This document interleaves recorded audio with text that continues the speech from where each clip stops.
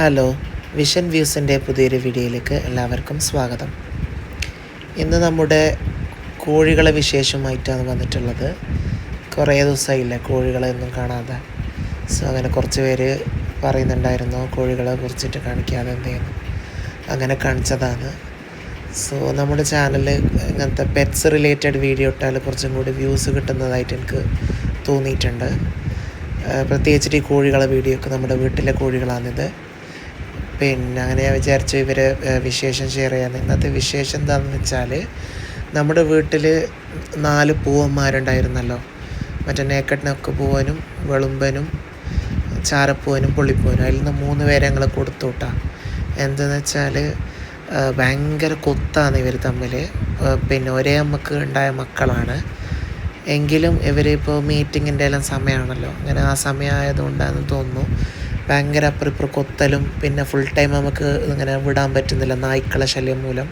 നമുക്ക് കൂട്ടിൽ തന്നെ അടിച്ച് ഇടലാണ്. കുറച്ചൊരു 1 മണിക്കൂർ അത്രേ തന്നെ പുറത്ത് വിടലുള്ളൂ. ഇവർ കൂട്ട് നിൽക്കുന്നില്ല. പിന്നെ ബാക്കിയുള്ള പടകളെല്ലാം ഭയങ്കരമായിട്ട് എന്താ പറയുക, ഒരു ശല്യം പോലെ ആയിട്ടുണ്ട്. അതുമല്ല കോഴിപ്പേൻ്റെ ശല്യം നല്ലോണമുണ്ട്, മഴക്കാലമല്ലേ.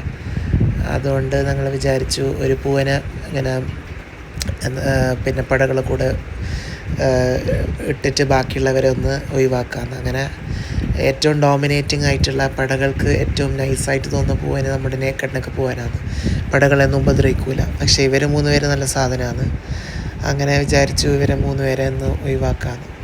അങ്ങനെ ഞങ്ങൾ അവിടെ ടൗണിലൊന്ന് ഇവരെ കൊടുത്തതാണ്.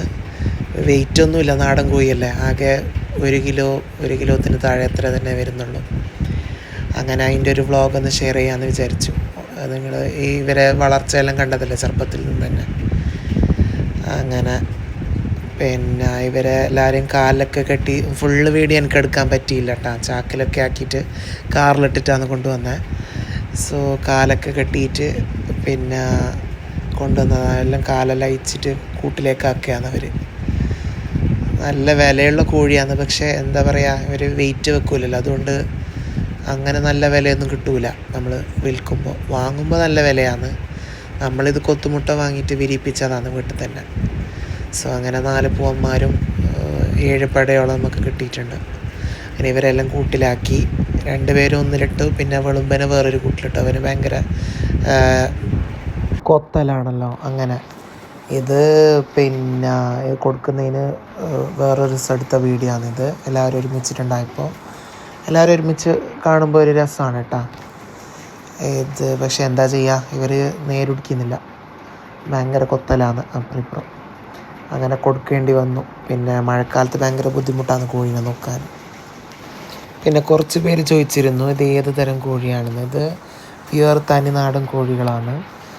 ഇത് ഇതിൽ എന്താ പറയുക, നേക്കട്ടിനൊക്കെ കോഴികളുണ്ട്, പുള്ളിക്കോഴികളുണ്ട്, സാധാ നാടൻ കോഴികളുണ്ട്, കുറുങ്കാലിയുണ്ട്, എന്താ പറയുക, മുള്ളൻ കോഴികളുണ്ട്. അങ്ങനെ എല്ലാം മിക്സായിട്ടുള്ള കോഴികളാണ് ഉള്ളത്. ഇതിൻ്റെ കുത്തുമുട്ട ഞങ്ങൾ കോഴിക്കോട് നിന്ന് ഓർഡർ ചെയ്തതാണ്. അങ്ങനെ നമ്മുടെ വീട്ടിലെ കോഴിക്ക് അടവെച്ച് വിരിപ്പിച്ചതാണ് ഇവരെ. 11 കുട്ടികളെ കിട്ടിയിട്ടുണ്ട്. 13 അങ്ങനെ എന്തോ മുട്ടകളാണ് ഞങ്ങൾ വെച്ചത്. പിന്നെ കോഴികൾ ഞങ്ങളുടെ വീട്ടിൽ എൻ്റെ ചെറുപ്പം മുതലേ ഉള്ളതാണ്. കുറേ വർഷങ്ങളായി ഞങ്ങളുടെ വീട്ടിൽ കോഴികൾ. പക്ഷേ ഇത്ര അധികം കോഴികൾ ഞങ്ങൾ വളർത്തിയിട്ടില്ല. ഒരു 4-5 കോഴികൾ എപ്പോഴും വീട്ടിലുണ്ടാവും, വീട്ടാവശ്യത്തിന് മുട്ട ആവശ്യത്തിന് വേണ്ടിയിട്ട്. അങ്ങനെ ഇപ്രാവശ്യമാണ് കുറേ കോഴികൾ നമ്മളെ വീട്ടിലുണ്ടായത്. ഇവരെ വീക്കെൻഡ്സിലെല്ലാം ഞാൻ കാണൽ. നല്ല രസമാണ് ഇവരെ കൂടെ ടൈം സ്പെൻഡ് ചെയ്യാൻ.